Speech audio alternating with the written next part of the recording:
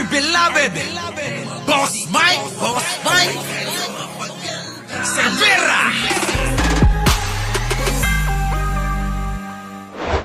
Ito na mga kababayan, nakapag-like na po ba lahat? Baka naman hindi pa. Oo, isang like naman dyan. Ito na, pasok! Adlaw kaninyong tanan. Magandang umaga rin. Oo, magandang hapon, magandang gabi sa'yo. Sige na, pangaralan mo na lahat. Magandang araw sa inyong lahat. Nakikiisa ako sa sambayan ng Pilipino sa pagdarasal, pag-aayuno, at pagbubukas ng ating puso ngayong Semana Santa. Talaga naman parang santo talaga. Akala mo totoo, samantalang sabi niya noon mga kababayan, ay magiging presidente siya ng impyerno. Tuloy. Ito ay mahalagang pagkakataon upang pagnilayan natin ang banal na pag-aalay ng buhay ni Jesus upang iligtas tayo sa ating mga kasalanan. Magsilbisa ng ilaw sa atin ang sakripisyo ni Jesus at patatagin natin. Teka, bakit magkakaroon ng ilaw? Bakit? Sabi mo nga madilim Sabi mo madilim tapos ngayon may ilaw na. Sige tuloy, di bali. Ang ating pananampalataya sa mga panahong tayo ay nagiging mahina, nawawalan ng pag-asa o punong-puno ng pasanin. Oo nga, kayo, marami kayong pasanin ngayon, ano? Totoo naman. Galit at mga hangaring lumaban sa ating kapwa. Habang dumaranas ang bayan ng matinding pagsubok at lalong lumalalim ang pagkawatak-watak, ang Kwaresma ay paanyaya para sa panahon ng paghilom, pagbabalik loob. Paghilom, pagbabalik loob. Sige, magbalik loob na kayo kay Pangulo. At pagbabalik tanaw sa mga pinahalagahan nating mga Pilipino. Sakit, pananampalataya, at pagkakaisa. Hindi, binabasa niya lang ho. Pagbigyan na ho natin. Ano ngayon recitation niya. Tuloy. Pero may kodiko siya habang nagre-recite. Tularan sana natin ang pagmamahal ni Jesus sa atin. Kuya. Tularan natin sana ang pagmamahal ni Jesus sa atin. Grabe! Malupit yung banat tayo mga kababayan ha. Tularan daw. Sabi nga nung commercial ni Manang Aimee, wow! Coming from you! Tuloy. Turo ito, palaganapin ito, at gamitin. Palaganapin, ituro, palaganapin. Yung ba yung tinuturo mo? Ang naturuan mo lang naman si Libayan at saka yung mga tatanga-tangang iba dyan. Tuloy. Ito sa ating pagsusulong at pagpapalakas ng mga komunidad na nananampalataya. Nagsisilbi sa kapwa at sa bayan. Nagsisilbi! Nananampalataya! Walang yan. Nagsisilbi daw. Puro nakaw. Tuloy. Manalig tayo, magkaisa tayo. Manalig tayo, magkaisa tayo. Saan? Sa pagnanakaw nyo? Tama na, Sarah. Lalampasan natin ang dilim. Lalagpasan daw ang dilim. Kayo lang yung gusto ron sa dilim. Hindi naman namin gusto ron. Kayo lang may gusto. Sige na. God save the Philippines. God save the Philippines. Kininam. Sabihin mo yan kay Libayan. Tuwan-tuwa yun. Tuloy. Ang lahat ng ginagawa natin ay para sa Diyos. Para sa Diyos? Para sa Diyos ba yung pagmumura mo? Para sa Diyos ba yung pagnanakaw mo? Para sa Diyos ba yung huhukay ka ng bangkay? Para sa Diyos ba yung papatay ka ng tao? Pastor na to, pastora. Hindi kaya ito sa susunod mga kababayan, papalit na siya kay Kibuloy? Ano po, mga kababayan Papalit na ho kay Kibuloy. Hey! Tulong ka. Siyempre, matutuwa na naman sila Libayan yan. At saka yung mga aso, Sasabihin na naman nila Libayan! Palakpakan! Gaganon, no?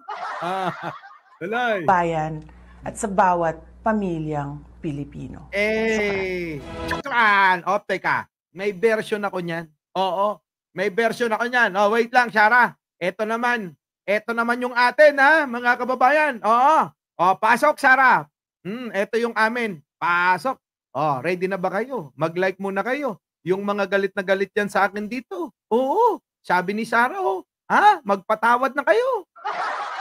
Kasi kami, matagal na namin kayo pinatawad. Oo. Siyempre, kailangan naming unawain yung hindi makaunawa. Kailangan naming ituring na matalino pa rin kahit tanga.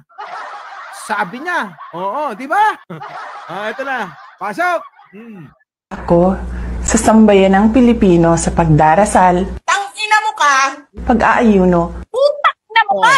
at pagbubukas ng ating Eto naman sa mga DDS, ha. Kung yun yung version ni Sarah, liliwanagin ko lang. Ito naman yung version namin sa kanya.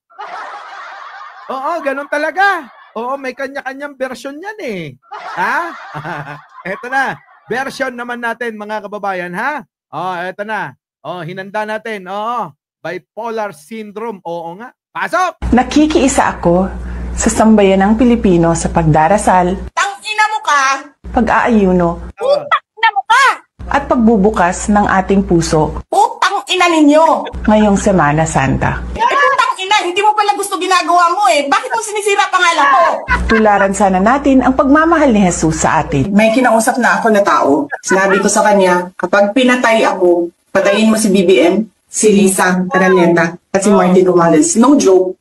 Manalig tayo, Sabi ko, huwag ka tumigil hanggang hindi mo mapatay sila. magkaisa tayo, Putang ina ninyong lahat! malalampasan natin ang dilim. This country is going to hell. God save the Philippines. No joke. Ay, Sarah! Akala mo, ha? Ikaw lang may version, kami rin, ha? Ano? Diba Jax Demolay? Dito si Jax Demolay, tuwan-tuwa. Ay, nako, mga kababayan. Hindi ko ba alam? Tandaan nyo, ha, mga kababayan. Uto-uto, tatanga-tanga at mga mangmang na lang ang maniniwala dyan. Kanino? Kay Sara Duterte nyo. Ha? Mga hunghang kayo eh. Mga kababayan, maniwala kayo sa kanya kapag nagpapako na yan sa krus. Gayahin niya yung ginawa ni Kristo. Ano? Ha? Mga kababayan? Kaso ang ginagawa ng mga yan, mga kababayan, si Pangulong Bongbong ang gusto nilang parusahan. Paparusahan yung tao na gumagawa na mabuti. Kita nyo naman sa mga taga-Amerika, yung mga pera ay dolyar. Bay, ang laki na ng binaba, ang gasolina, 3 pisong mahigit, binaba. Kita nyo? Tapos gusto nyo parusahan si Pangulo. Samantalang ito, wala pang kaliwanagan sa mga ninakaw niyan. Diba? Nakaw-nakaw dito, nakaw-nakaw doon. Pero nasaan ang kapaliwanagan kung saan nila dinala yan? Diba, mga kababayan? Wala. Walang paliwanag sapagkat, mga kababayan, hindi nyo na makikita kahit anong hanap.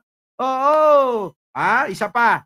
Eto, panoorin nyo yung version natin dito sa Pastora. Pasok! Nakikiisa ako sa sambayan ng Pilipino sa pagdarasal, Tangina mo ka! pag-aayuno, Putak na mo ka! at pagbubukas ng ating puso Putang ina ninyo! ngayong Semana Santa. Putang ina, hindi mo pala gusto ginagawa mo eh. Bakit mo sinisira pangalan ko? Tularan sana natin ang pagmamahal ni Jesus sa atin. May kinausap na ako na tao. Sinabi ko sa kanya, kapag pinatay ako, patayin mo si BBM, si Lisa Araneta, at si Martin Romales. No joke. Manalig tayo, Sabi ko, huwag ka tumigil hanggang hindi mo mapatay sila. magkaisa tayo, Putang ina ninyong lahat! malalampasan natin ang dilim. This country is going to hell. God save the Philippines. No joke. Alam niyo, tuwan-tuwa ako rito. Thank you sa gumawa nito. Mga kababayan. Ayan, ha? Ito po, mga kababayan, sa mga DDS, yan ang gusto nila maging presidente. Gusto nila.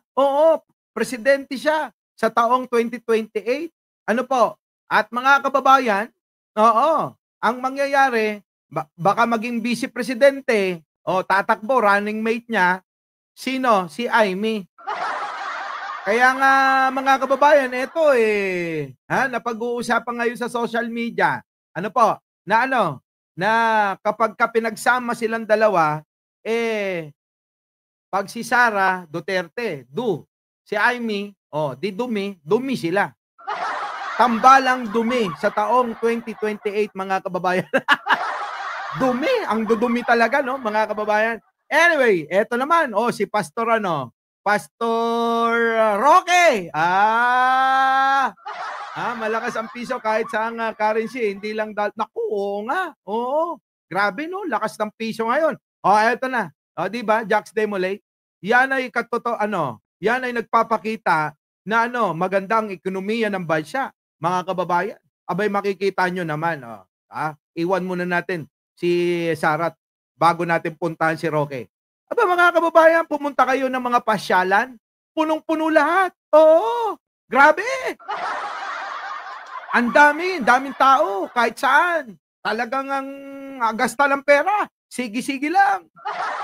Di ba? Makikita nyo mga kababayan, sa mga mall, naku, daming tao.